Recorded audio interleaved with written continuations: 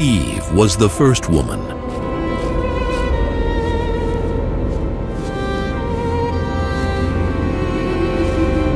But the Alphabet of Ben Sira says someone came before her.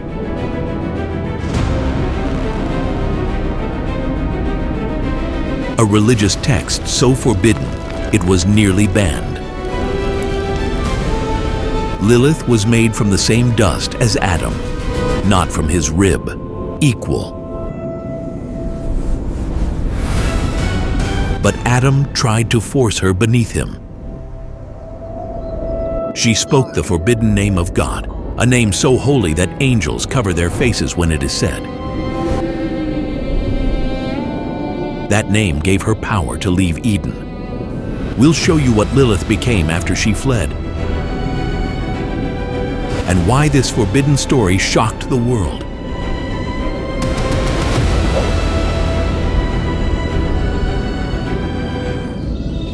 That forbidden story we promised you. It started with 2 piles of dust. God's hands pressed into the earth, the same clay. He shaped Adam first, then reached down again. His fingers molded a second form from ground that was still warm. Lilith opened her eyes. She stood in Eden, breathing the same first breath as Adam. Her feet touched the same grass. Her skin held the same dust. Nothing about her came from him.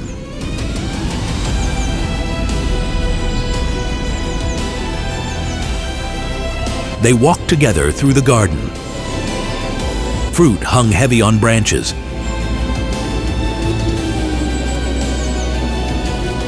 Rivers crashed over smooth stones. The air tasted sweet, like honey and morning dew.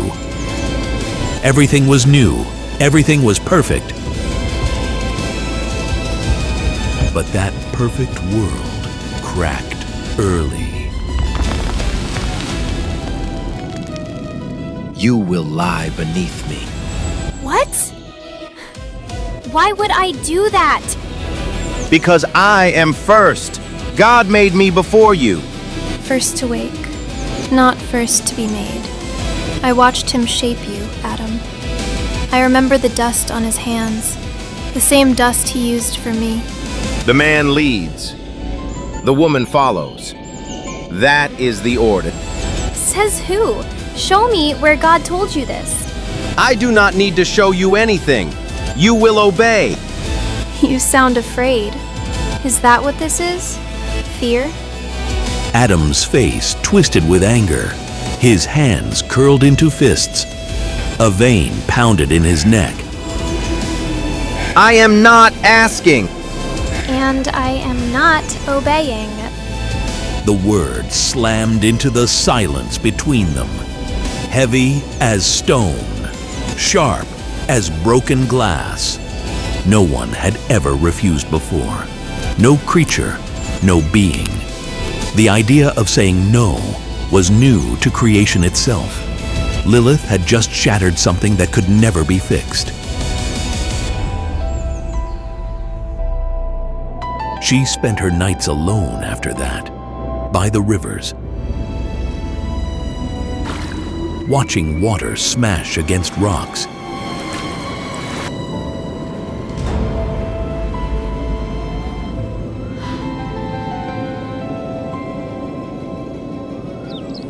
She studied the animals, how lions walked beside lionesses, neither one behind the other.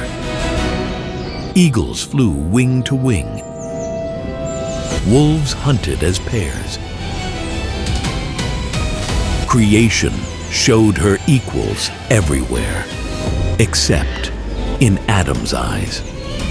Here was the strange thing no one speaks about. Lilith's hand shook when she was alone, not from cold, from something else, doubt maybe. Or the weight of knowing she could not go back to how things were.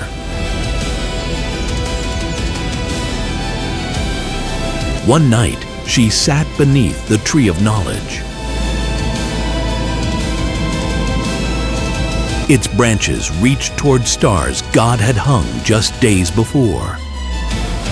The bark felt warm under her palm. The tree hummed with power she could almost taste. Secrets lived in this place. Names that held power over all creation. Names that could break any chain.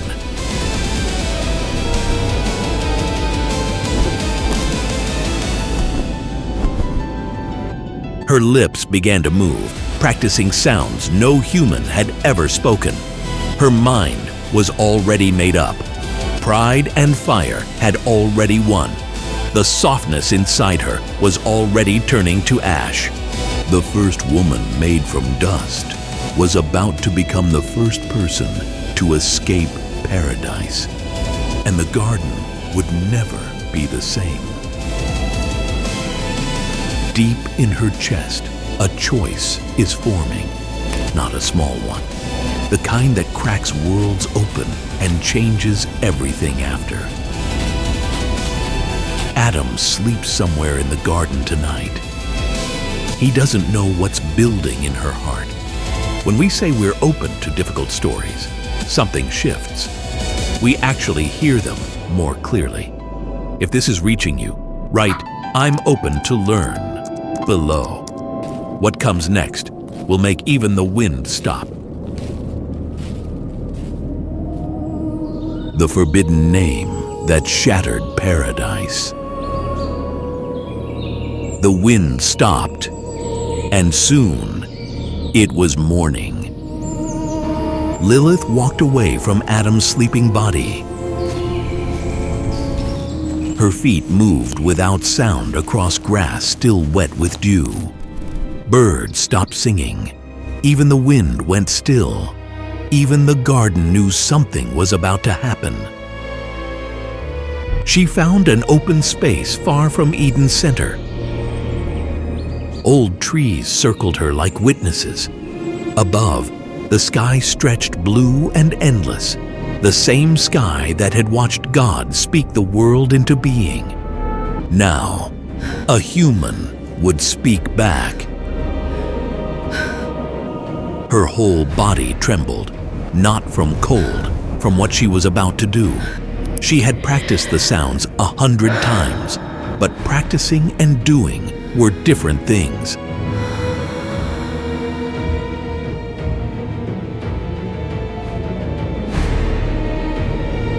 I know your name. The one you used to make the stars. The air grew thick, heavy, hard to breathe. The name that split light from darkness. The name that no angel dares to speak. Doctor, stop.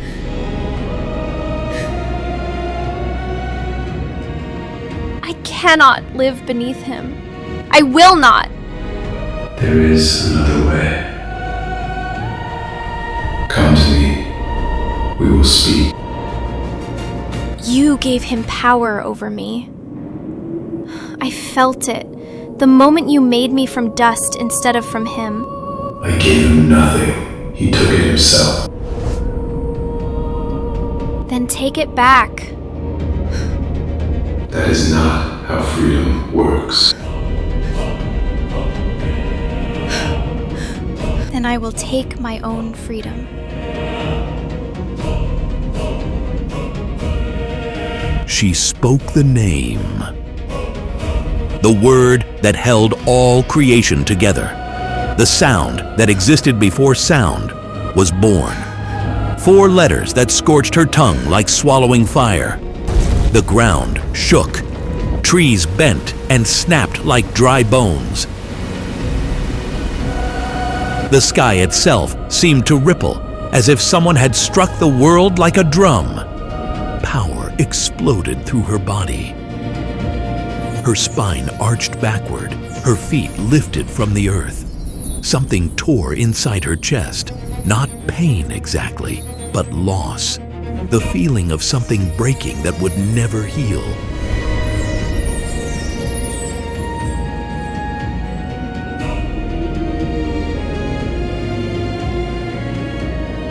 Wings erupted from her shoulders. Not soft wings like birds. These burned with cold fire, dark and bright at the same time. They stretched wider than her arms could reach. Blood dripped from her nose. Her ears rang with sounds no human was meant to hear. But she was rising above the trees, above the rivers, above the walls of paradise.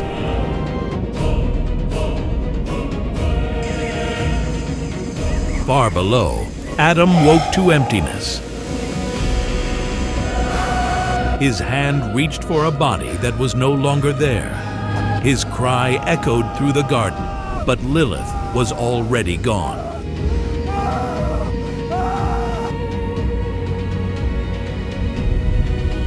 Behind her, Eden broke in a way that could never be fixed.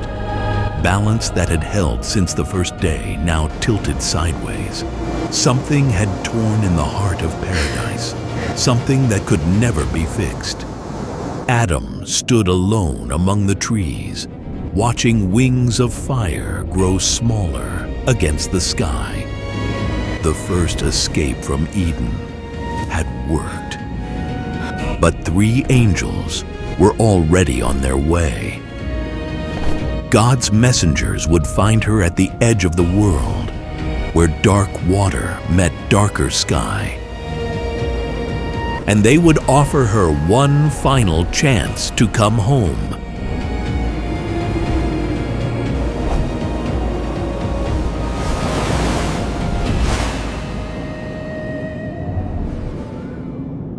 Those 3 angels found her faster than she expected.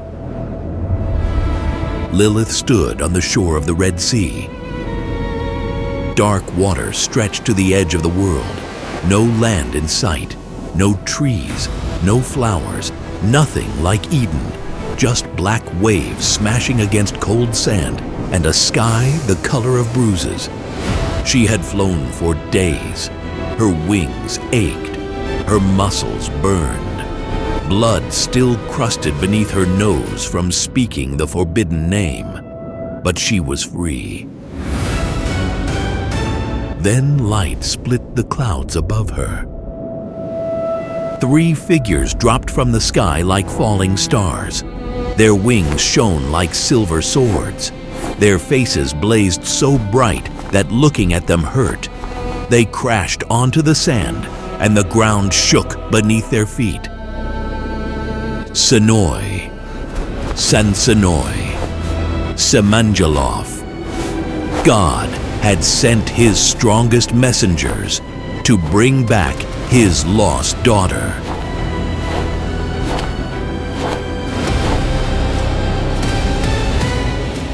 Lilith, we bring a message from the Lord. I know why you came. The answer is no. You have not heard our words yet. I do not need to hear them. Go back. Tell him I am not coming. You are afraid. I can smell it on you. Afraid? I just spoke the name that made the stars. I flew over the walls of paradise. What is left to fear? The curse that follows if you refuse. What curse? The angels looked at each other. Something passed between them. Worry, maybe, or pity. Each day you stay away from Eden, 100 of your children will die. The words hit Lilith like a fist to her chest. She stumbled backward. Her feet sank into wet sand. 100? Every day? Every single day. Forever. Children you have not yet born. Lives that will end before they begin. You would kill babies to punish me? We kill nothing. The curse does. And you choose whether it falls. Everything went quiet. Even the waves seemed to stop moving. Lilith's hands trembled. Her breath came fast and shallow. For one long moment, she almost said yes, almost fell to her knees, almost begged to go home. But then, she remembered Adam's hand grabbing her arm. His voice demanding she lie beneath him. The way he looked at her, like property. I cannot go back to that. Even for this. Even for them. You choose death over life? I choose myself. For the first time. I choose myself. The angels spread their wings. Light gathered around them like a storm building strength. Senoi spoke the judgment. From this day forward, Lilith would lose what she loved most. They rose into the sky. Their light faded behind the clouds. The door to mercy had slammed shut forever. Lilith collapsed onto the cold sand. Waves crashed around her knees. The curse had already begun its work inside her body. She had won her freedom, but the price was just starting to add up. The curse kept its promise from the very first morning. Lilith woke in a cave by the Red Sea. Darkness wrapped around her like a cold blanket. Outside, the sun was rising, and with it came a pain she had never felt before. 100 of her children gone. She felt each death like a knife sliding between her ribs. Not a quick pain, a slow one, deep, the kind that stays with you long after the wound heals. She screamed. The sound shattered against the cave walls and came back empty.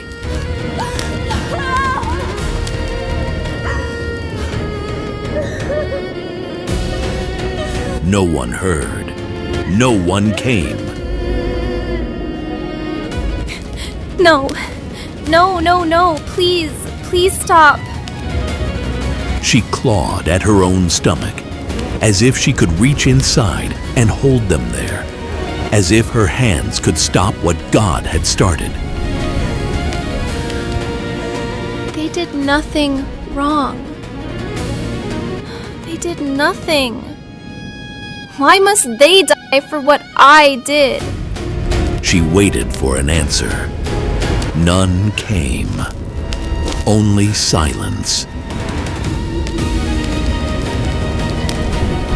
Only the dripping of water somewhere deep in the cave.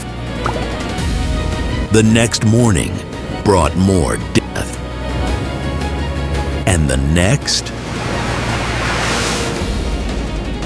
And the next.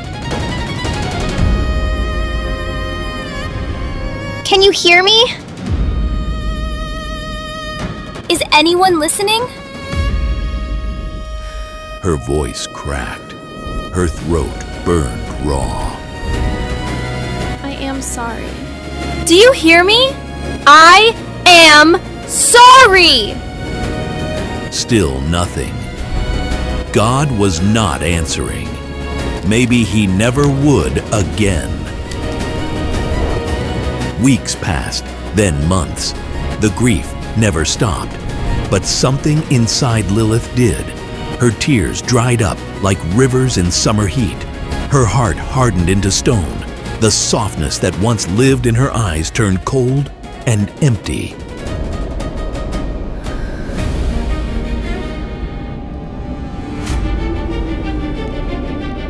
If this is how it must be, then I will stop fighting it. I will become what you are making me. She stopped eating food that grew from the earth. She stopped drinking water from streams. Something else fed her now. Anger, hate, the burning need to make others feel what she felt. Her body began to change. Her skin grew cold to the touch, ice cold. Her fingers stretched longer, and her nails curved into points like claws. Her eyes, once warm and brown, now glowed in the darkness like dying coals. Here is what the old stories never tell you. She fought the change at first.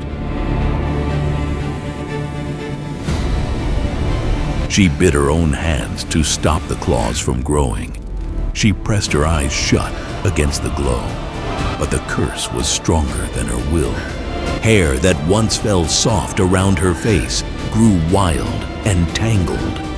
Her teeth sharpened into points. Her bones cracked and shifted beneath her skin. What am I becoming?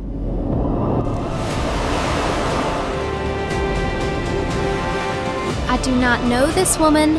I do not want to know her. One night, she heard sounds from deeper in the cave. Small sounds, breathing, movement in the black.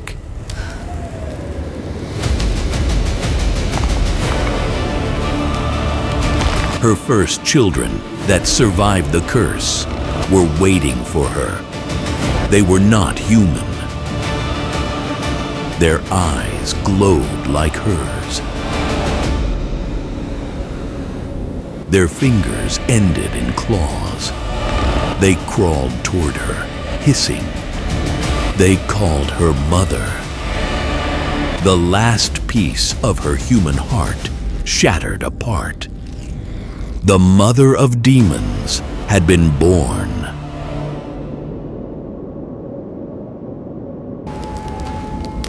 The mother of demons did not stay hidden for long. Lilith rose from her cave with her children crawling behind her. They spread across the empty lands like darkness pouring out of a cave. Deserts that had never seen footprints now trembled under creatures born from curse and sorrow. Her children were hungry, always hungry. They fed on fear, on loneliness, on the dark thoughts that creep into minds at night. And as they fed, they grew stronger. Their numbers exploded. The night itself became their kingdom. Lilith walked at the front of this dark army. Her wings had grown wider. Her eyes burned brighter. The woman made from dust had become something that dust could never hold. She found places at the edge of the world where God's light had never reached. Dark caves and dead valleys. She made these empty places her throne rooms. Mother, we are hungry. I know. I feel it too. What do we hunt? Nothing yet. But soon, humans will come. They will build cities, have children. And then? Then we take from them what was taken from us. Lilith did not enjoy what she was becoming. Some nights, when her children slept in piles around her, she would walk alone to the edge of the sea.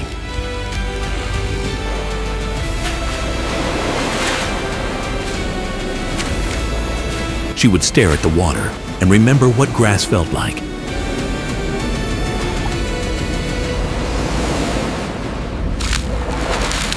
What sunlight tasted like, what it meant to be human. But those moments grew shorter, and the darkness grew longer. Do you know what Eden looked like? No, Mother. Trees everywhere. Fruit so sweet every bite made you forget hunger. River's so clean you could see the bottom. It sounds beautiful. It was a prison. A beautiful prison. News of Lilith spread to places where humans would one day live. Spirits whispered her name. Angels reported her movements to heaven. Even demons from the deepest pits looked at her with something like respect. She had done what none of them ever could. She had told God no and walked away. The curse still worked its evil every morning. 100 of her children died with each sunrise. But Lilith gave birth to hundreds more each night. Creatures of smoke and shadow. Beings that could slip through cracks in doors and windows. They kill 100 of mine each day, so I will take 100 of theirs each night. When the humans come. When they have babies to lose. One day, people would write her name on pieces of clay to warn each other.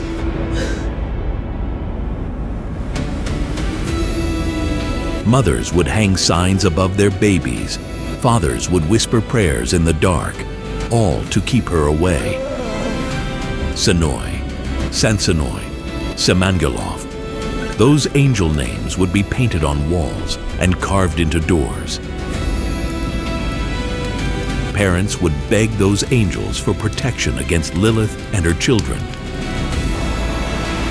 But Lilith was not done with Eden yet. Something was happening in the garden, and she wanted to watch.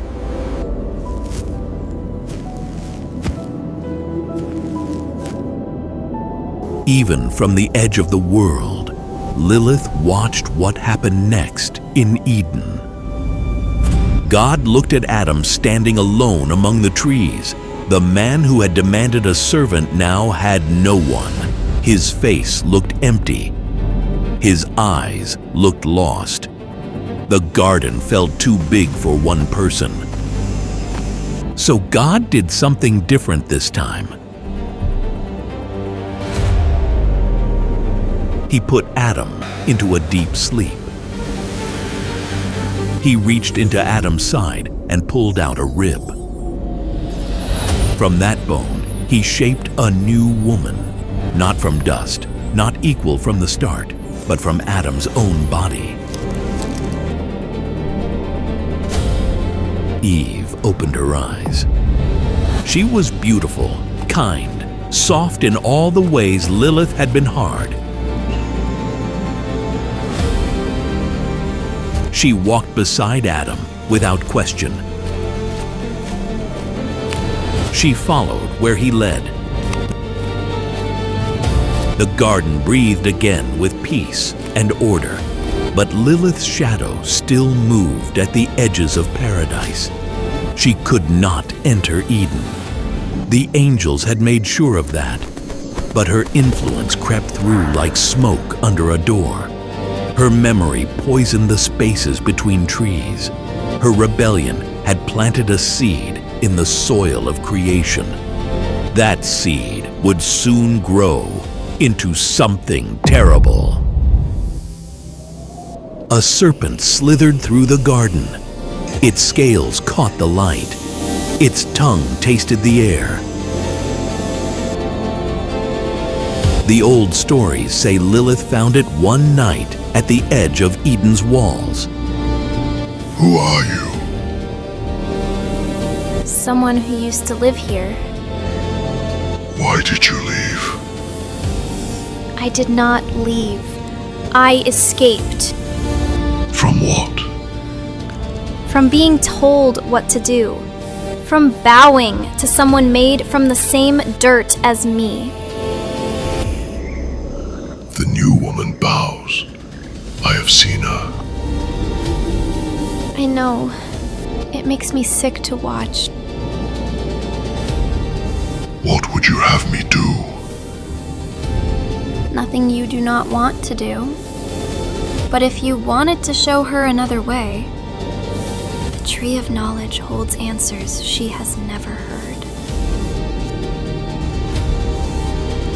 The serpent found Eve standing near that same tree.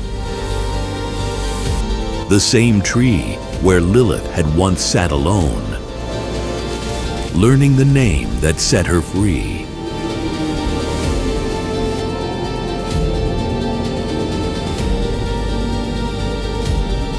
Did God really say you cannot eat from any tree? Only this one. If we touch it, we will die. You will not die. God knows that if you eat it, you will become like Him. Eve looked at the fruit. It looked good. It smelled sweet. She reached out her hand. She ate. She gave some to Adam.